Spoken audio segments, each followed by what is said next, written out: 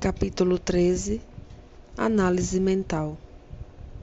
O relógio terrestre assinalava 00:03, quando tornamos ao singelo domicílio de Antonina. A casinha dormia calma. Acocorado a um canto, o velho Leonardo mantinha-se na sala, pensando. Adensamo-nos ante a visão dele e, reconhecendo-nos, ergueu-se e começou a gritar: Ajudai-me, por amor de Deus, estou preso. Clarencio, bondoso, convidou-o a acomodar-se na poltrona simples e induziu-o à prece.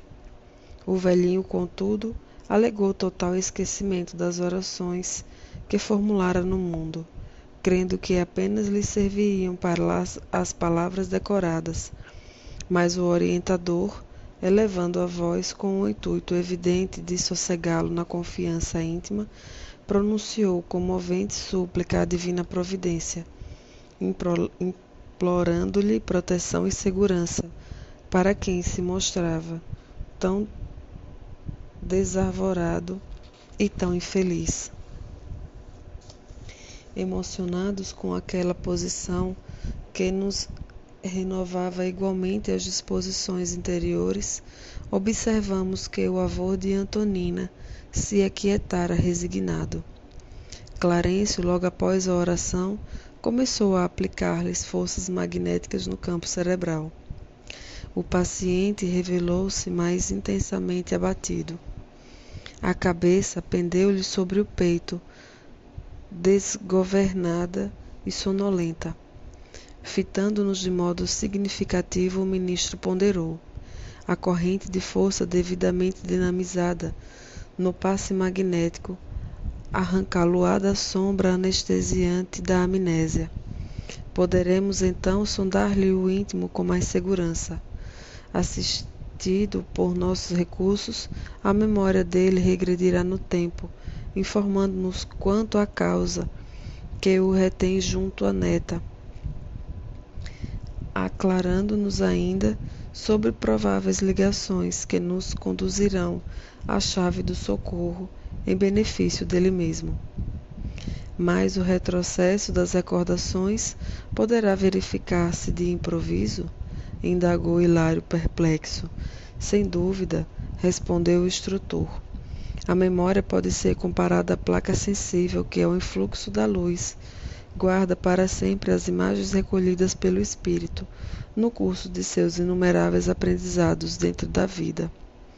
Cada existência da nossa alma, em determinada expressão da forma, é uma adição de experiência, conservada em prodigioso arquivo de imagens que, superpondo-se umas às outras, jamais se confundem. Em obras de assistência, qual a que desejamos movimentar, é preciso recorrer aos arquivos mentais, de modo a produzir certos tipos de vibração, não só para atrair a presença de companheiros ligados ao irmão sofredor que nos propomos socorrer, como também para descerrar os encaminhos da mente, nas fibras recônditas em que ela detém as suas aflições e feridas invisíveis. Quer dizer, então, que a frase de Hilário, porém, se lhe apagou nos lábios, porque o ministro atalhou, completando-lhe a conceituação.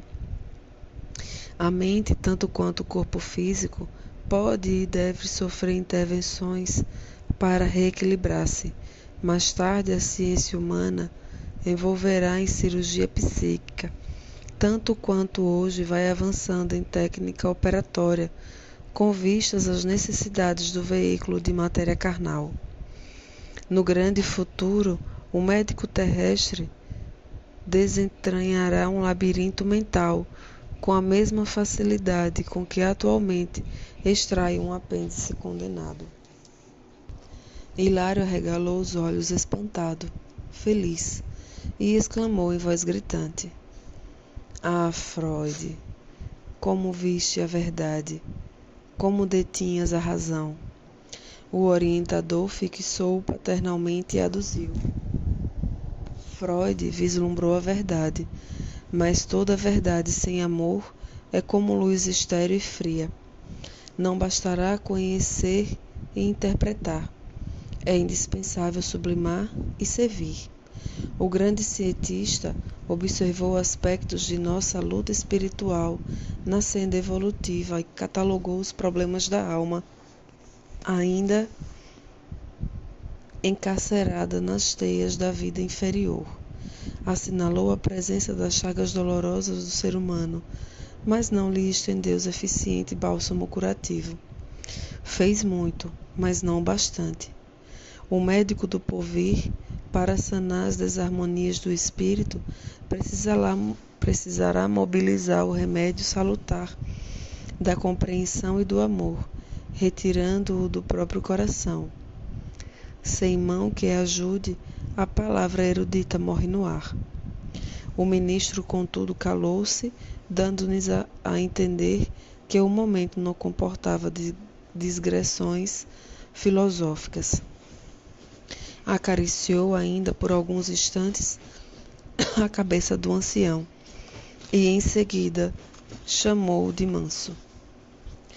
Leonardo, recorda, volta ao Paraguai, onde adquiriste o remorso que hoje te retalha o coração. A dor quase sempre é culpa sepultada dentro de nós. Retrocedamos ao ponto inicial do teu sofrimento. Recorda, recorda. O velhinho, diante do nosso intraduzível assombro, acordou os olhos de olhos transtornados. Ergueu a fronte, mas seu rosto alterara-se de maneira sensível. Sustentava ineludivelmente os traços fundamentais, mas fizera-se mais jovem. Registrando a surpreendente transfiguração, Hilário interferiu, perguntando: "Oh, que força mágica será essa?" Nosso orientador fitou-o sereno e esclareceu: "Não nos esqueçamos de que temos diante de nós o veículo espiritual, por excelência vibrátil. O corpo da alma modifica-se profundamente segundo o tipo de emoção que lhe flui do âmago. Isso, aliás, não é novidade. Na própria Terra, a máscara física altera-se na alegria ou no sofrimento, na simpatia ou na aversão.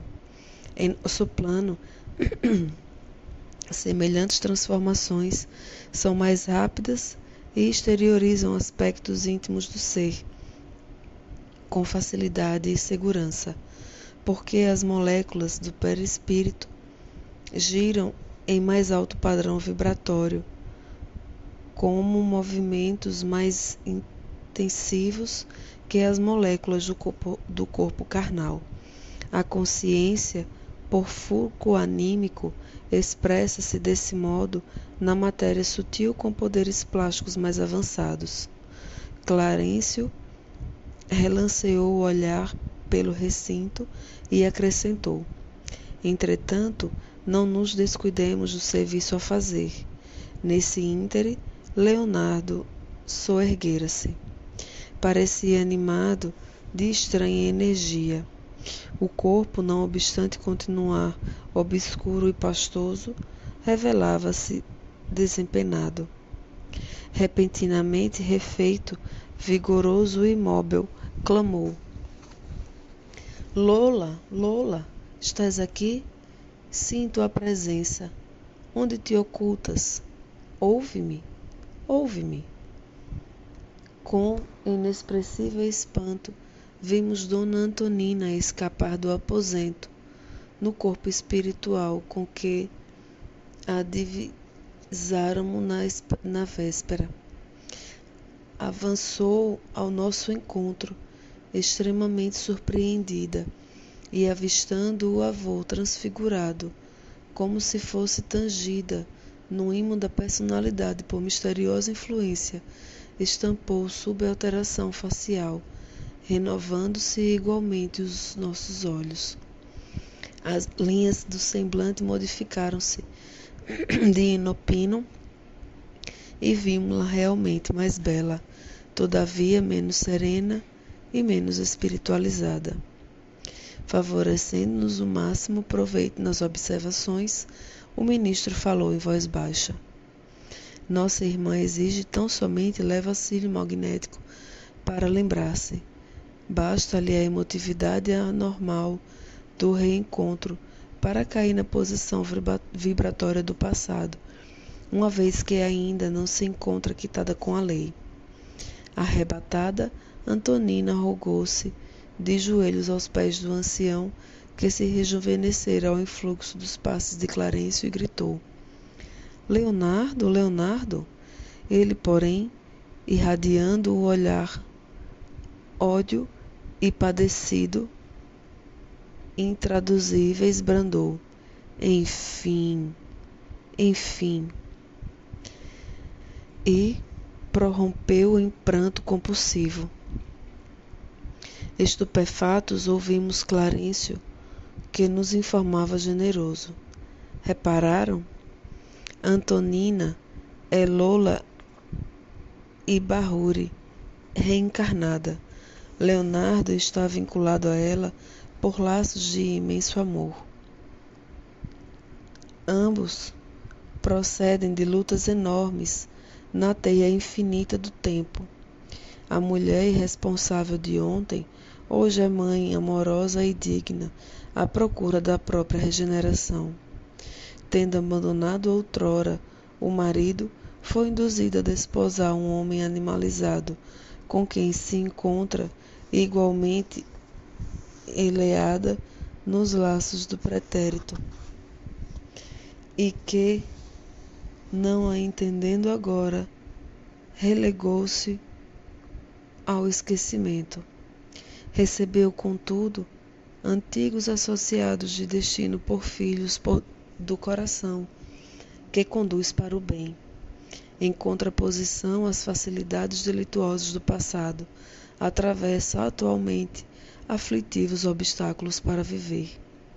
Simpatia irrecorrível inclinou-nos para aquela mulher em provas tão ríspidas. O ensinamento que a vida ali nos ofertava era efetivamente sublime. A voz do orientador, no entanto, era clara e segura a recomendar. Ajudemos. O momento determina auxiliar.